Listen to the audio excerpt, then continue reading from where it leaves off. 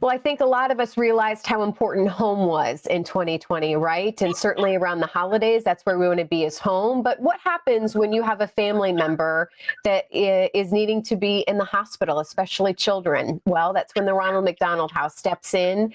They are doing wonderful things in our communities for families all across the country.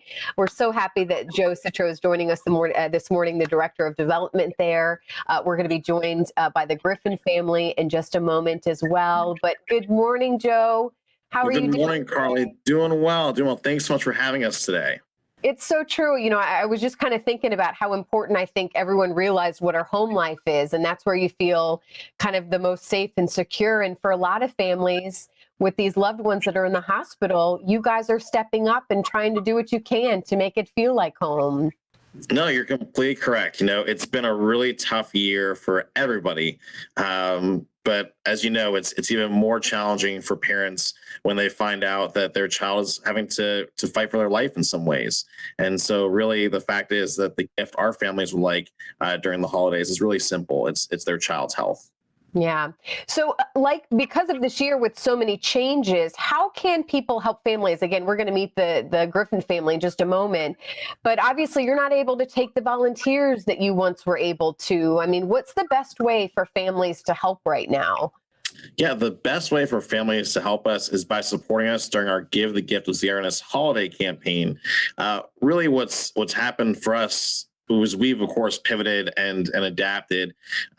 For us, the big piece has been, of course, providing the accommodations, meals, and support, but doing it in a different way.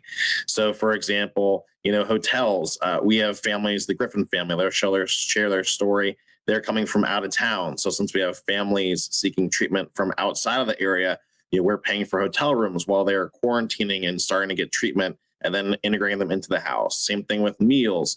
We would have volunteer groups come and make meals in our houses. Now we're purchasing those. So for us, it's really the fact that childhood illness does not stop because of a pandemic. Yeah.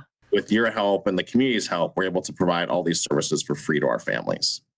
Well, let's go ahead. We'll check in. We'll check in with you after we talk with the Sure. Griffin family, but let's go ahead and meet them. We have Bethany, who is the mom, and big brother Anderson, I understand, is sitting with her as well, as they have a little one that's currently in the NICU, correct? Yes, that's right. And you have two other ones as well. There's two girls as well. So we want to make sure that we get the whole family in there.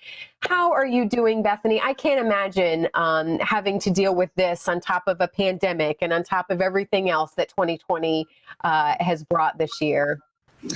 Well, we're doing all right. It's been quite a year, and we just taking it in strides. We feel like the Lord's provided for us every step of the way. And certainly the Ronald McDonald House has been one very significant way that he's provided for our family. So we'll just take it a day at a time.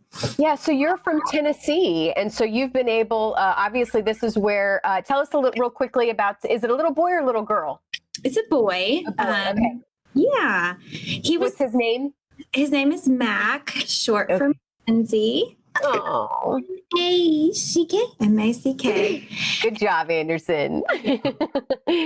So you've been able to stay real close by, because then imagine having such a young one in the NICU. You want to be with them every time you can, but obviously you can't. Right. Yeah. And this is our first experience with having a baby in the NICU, so we've just really had no frame of reference for how long it would be. But it was, we were here just a very brief amount of time before we realized that it was going to be a while. And so we knew it was a priority to have our other kids with us. And we weren't really sure how that was going to happen because it seemed like a big ask. But we got connected with the Ronald McDonald House, and they helped us come down here. We spent about 10 days in quarantine in a hotel room to make sure we didn't bring any COVID or anything into the house. Unsafe, and then now we are right beside the hospital, and we can pop over pretty easily. So. We're out of time. We won't be able to get back to Joe, but I just wanted to send you our love, our blessings to you and your family, and our prayers that hopefully that little one there will be able to come home soon. And I just know how appreciative you are for the Ronald McDonald House. And if anyone is looking to donate, this is the time to do that so you can help more families like the Griffin family. And again, we just send you our well wishes. Happy holidays, okay? Thank you. Bye, Anderson. You be that big, great brother I know you are. Happy holidays to you both. And again, we'll make sure all this info gets put on our website so people can help us there as well. Thank you. Bye. Bye, buddy.